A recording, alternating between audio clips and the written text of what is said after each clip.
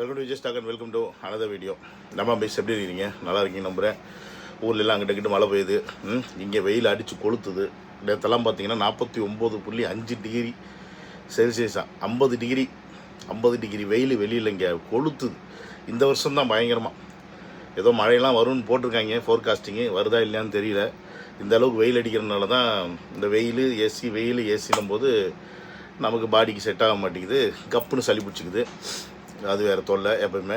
So அந்த மாதிரி இப்போ எனக்கு பிடிச்சிக்கிச்சுன்னு வச்சுக்கோங்க.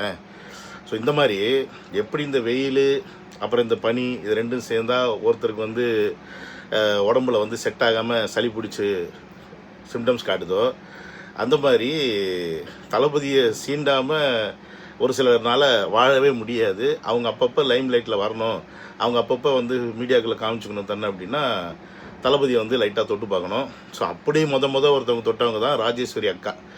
அவங்கள நான் நான் தொட்டனால வீடியோ மூலமாக தொட்டனால தான் நான் வந்து தளபதி அவர்களுக்கு வீடியோ போடுற ஒரு கேட்டகரிக்குள்ளே வந்து அப்படியே அது கண்டினியூ போய்கிட்டு இருக்கு.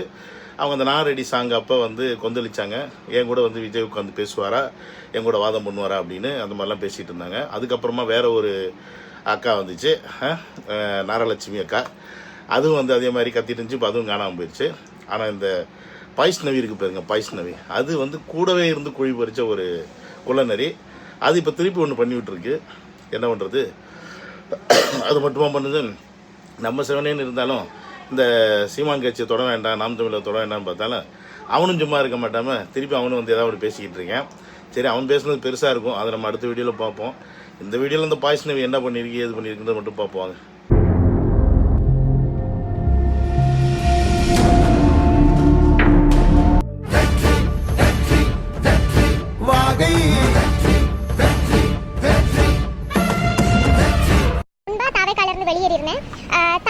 வெளியேறின சமயத்துல இருந்தே தொடர்ந்து தாவேகா தொண்டர்கள் ஆகட்டும் ரொம்ப அஃபென்சிவான கமெண்ட்ஸ் தான் போட்டுட்டு இருக்காங்க. ஆபாசமா சித்தரிக்கிறது, மார்ஃப் பண்றது, தேவையில்லாத அவதூறுகளை பரப்புறது, இந்த மாதிரியான ஒரு செயல் தான் தொடர்ந்து நடந்துட்டே இருக்கு. நான் வெளியேறின காலம் தொட்டு நானும் வந்துட்டு தாவேகா தலைவர் திரு விஜய் அவர்கள் ஏதாவது ஒரு அறிக்கை வாய்மொழியாகவோ இல்லாட்டி வந்துட்டு அறிக்கை எழுத்து வடிவிலையோ கொடுப்பாரு அப்படின்னு நானும் எதிர்பார்த்துட்டே இருந்தேன். இந்த 2 மாத காலமா அவரும் எதுவும் கொடுக்குற மாதிரி தெரியல. எனக்கு இதுக்கப்புறமும் அவர் கொடுப்பாரு அப்படிங்கிற நம்பிக்கை இல்லை. அதனால தாவேகா தலைவர் திரு விஜய் அவர்கள் மேலையும் அவரோட தொண்டர்கள் மேலையும் கம்ப்ளைண்ட் ஃபைல் பண்ணியிருக்கேன் இன்னைக்கு கமிஷனர் ஆஃபீஸ்ல.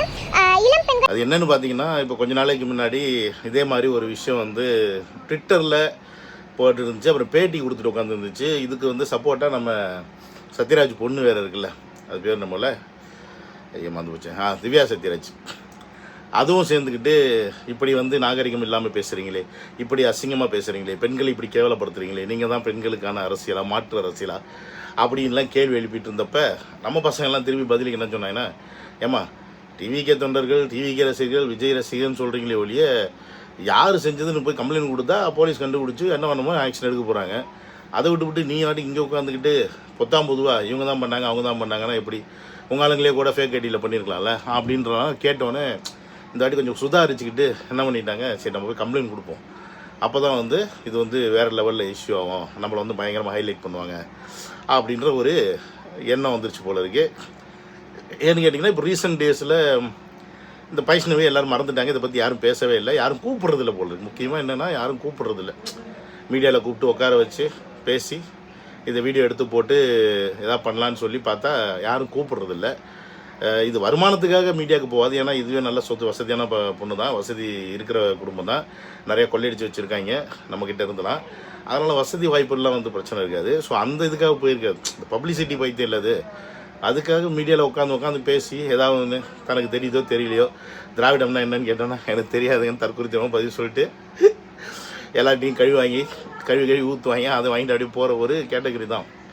ஸோ அப்படி இருந்தாலும் இப்போ திடீர்னு காணாமல் போயிடுச்சு. அது யாரையுமே வந்து கண்டுக்கலை, யாரும் அதை பற்றி பெருசாக பேசுகிறதில்ல, அது ட்வீட் போட்டாலும் யாரும் கண்டுக்கிறதில்ல. அதனால என்ன பண்ணுச்சுன்னா, சரி போவோம், இப்போ தளபதி அவர் மேலே கம்ப்ளைண்ட் கொடுத்தா நம்மளை பேசுவாங்க, நம்மளை எல்லோரும் வந்து செய்வாங்க, நம்மளை எல்லோரும் வச்சு செய்வாங்க அப்படின்ற அந்த மைண்ட் செட்டுக்குள்ளே போயிடுச்சு போல இருக்குது. அதனால வந்து திருப்பி அது வந்து கம்ப்ளைண்ட்டை கொடுத்துருக்கு.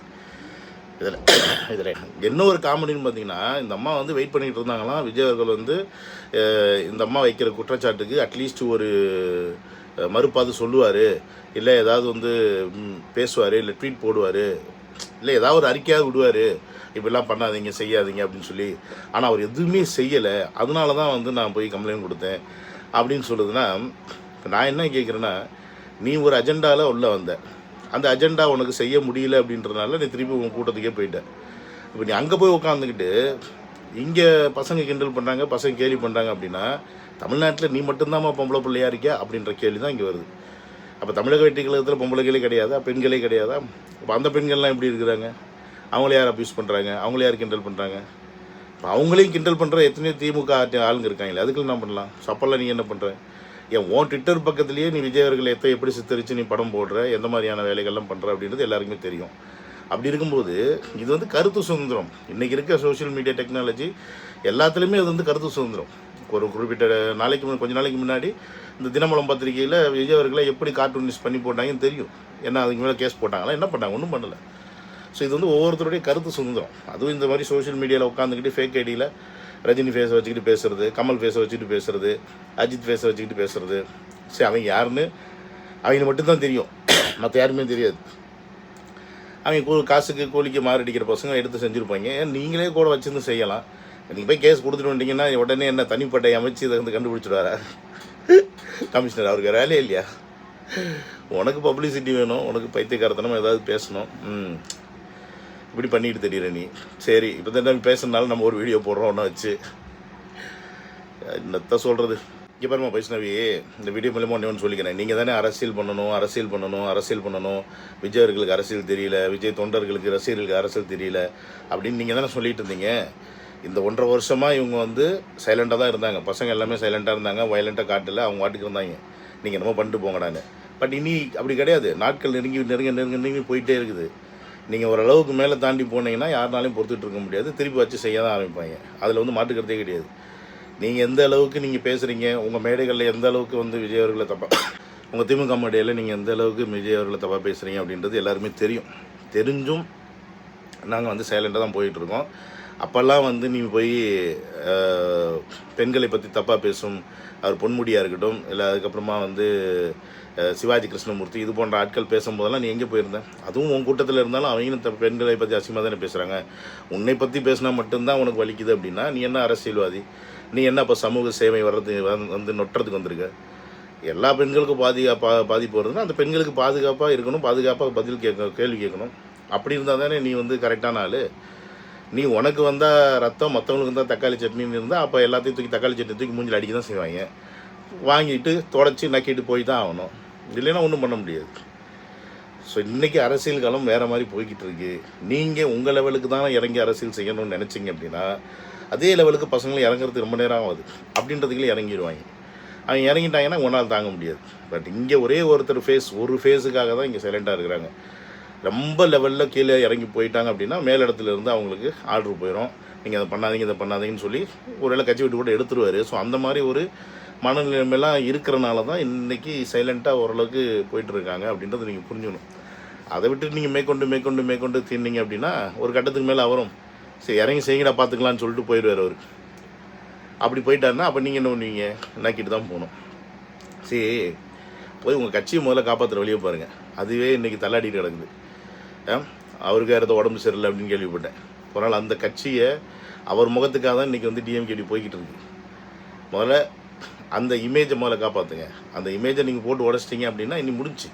டிஎம்கேன்னு ஒன்று இல்லை தமிழ்நாட்டில். அது நீங்கள் ஞாபகத்தில் வச்சுங்க. ஓகே, ஸோ அதை ஞாபகத்தில் வச்சுக்கிட்டு அதுக்கேற்ற மாதிரி விஷயங்களை முன்னெடுத்து கொண்டு போங்க. கடைசி நேரத்தில் வந்து மக்களை வைத்துக்கொண்டு என்னென்னமோ செய்கிற வேலையெல்லாம் செஞ்சுக்கிட்டு இருக்கீங்க எல்லா அரசாங்க பணத்தில். அதுக்கும் யாரும் என்ன கேட்க போகிறேன்?